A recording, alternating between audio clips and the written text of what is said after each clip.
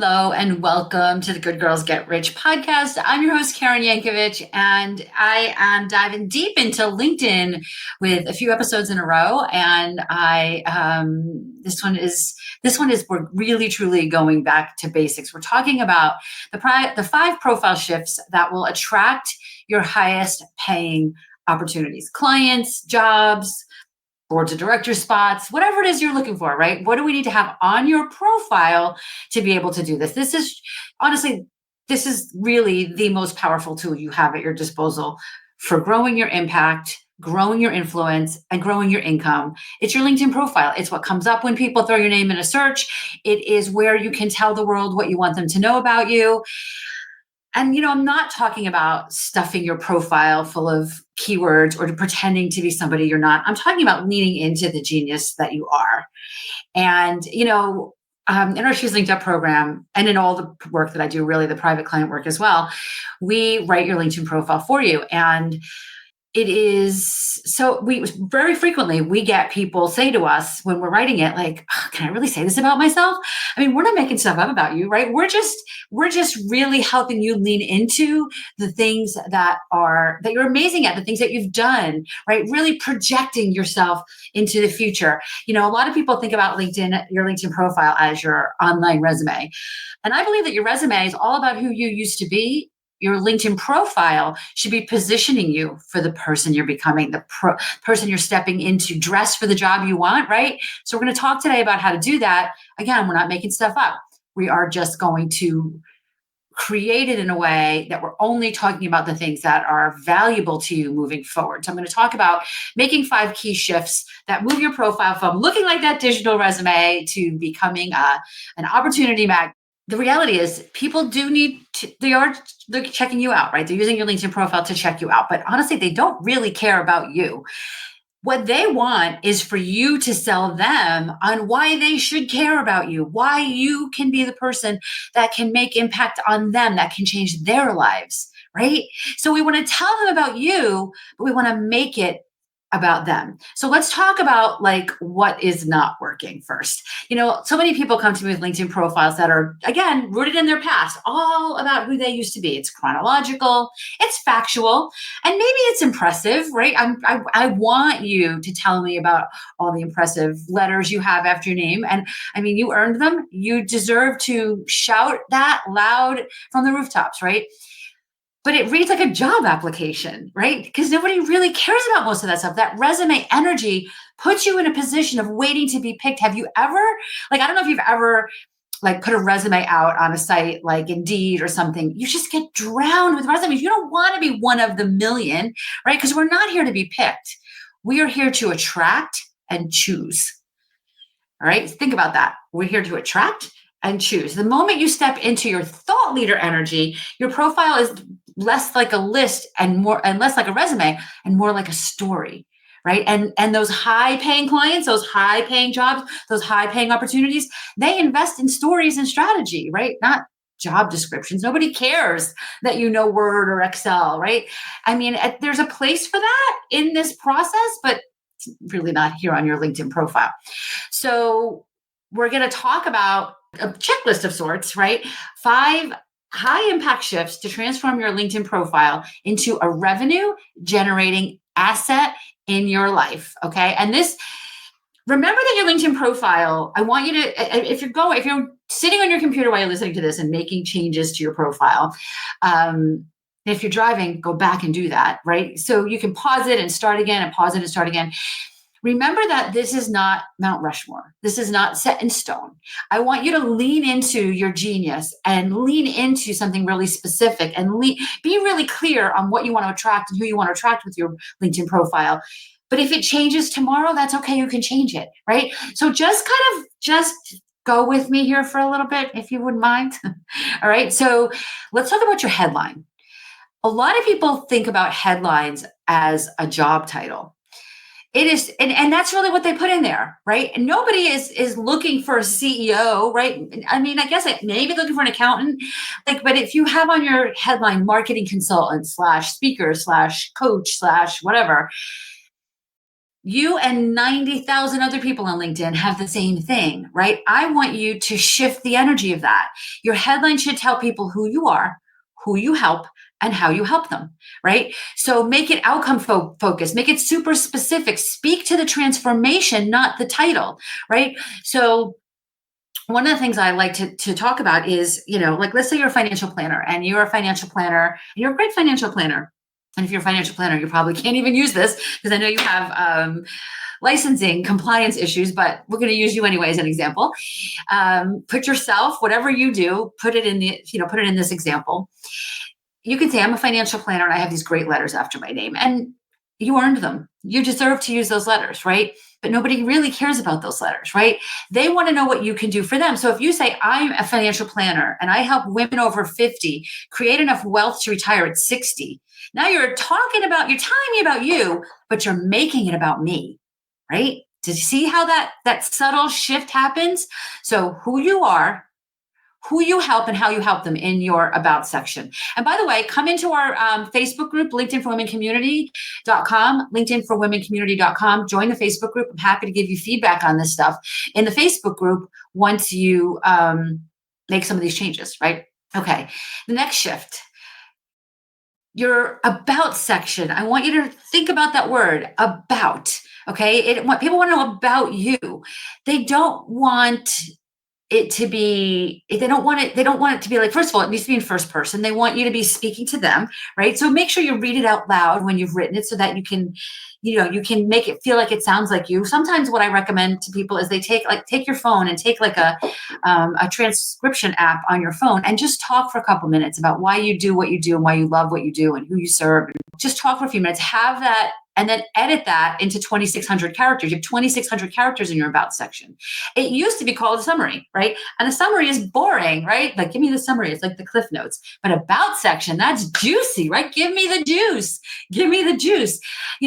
If you know anything about digital marketing, and if you have a website, you might notice that your about page on your website is very often the most visited page because we're nosy. We want to know more about you. Tell me about you. And a little extra tip, use those first 3 lines powerfully, because before somebody clicks more, that's what you need to catch them with, right? You need to catch them with those first couple of lines.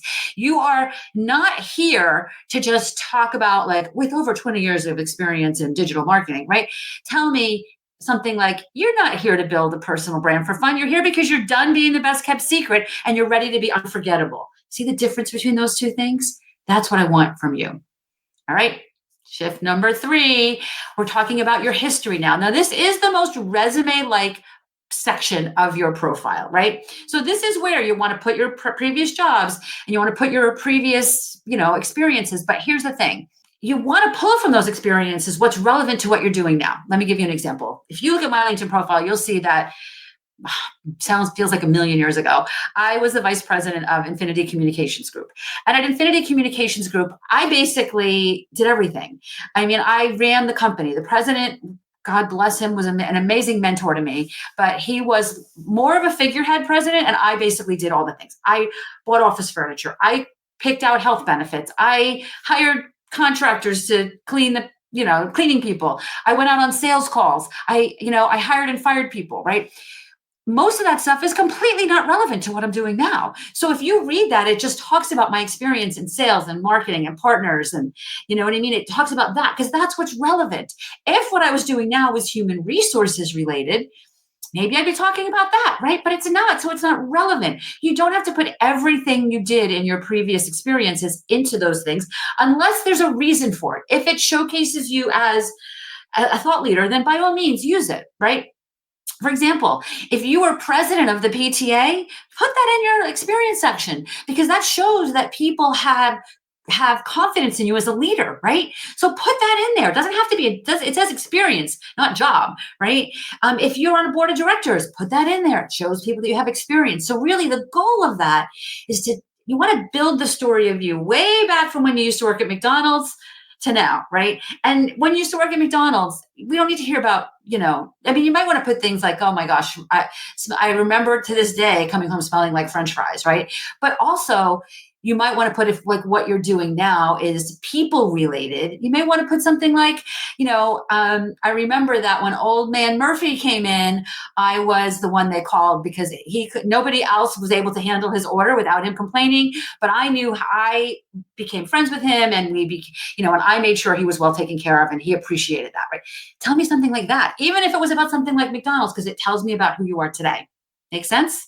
So no bullet points of job duties. We want project outcomes. We want client wins in there. We want aligned media features. In each of these sections, you can put media. You can add links to different media. So put that in there. I want you to brag with purpose, showcase your results, right? This is your credibility section, not a job board.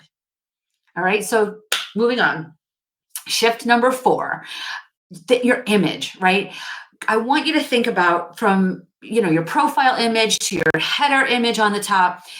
We want it to scream, I own this space. This isn't vanity, it's visibility. People are going, this is your first impression. Very often, your LinkedIn profile is your first impression online. Okay. So we want that visibility. We want you to use an updated headshot. I mean, you can get headshots anywhere these days, right? Almost every conference has photographers doing headshots. Maybe your chamber of commerce locally is sponsoring a headshot day, right? You consistently want to get headshots wherever and every time you can. Frankly, you can even use AI to get some headshots these days, right? I don't know if I don't always recommend that, but if it comes out looking like you and you feel good about it, listen, whatever you can do to really showcase that you are the boss. You own the space. You are the best at what you do. You need to look the part. You need to look the part. So make sure that you have a great header, a profile picture, but then also the banner, right? The banner at the top. Sometimes if it's a season where I'm applying to be a speaker at a bunch of places, I might just have a picture of myself with a microphone in that banner. If there's some kind of launchy thing that I'm doing, I'm going to put that in there, right? You can use Canva or some kind of thing like that to create, but you don't need to do anything. I mean, I tell my realtor clients, like, just use a beautiful picture of something local, right? That because a realtor really is known as the local presence. I remember I had a client one time who was an accountant, and what are we going to put in his profile image, right? Like, what is going to make it compelling?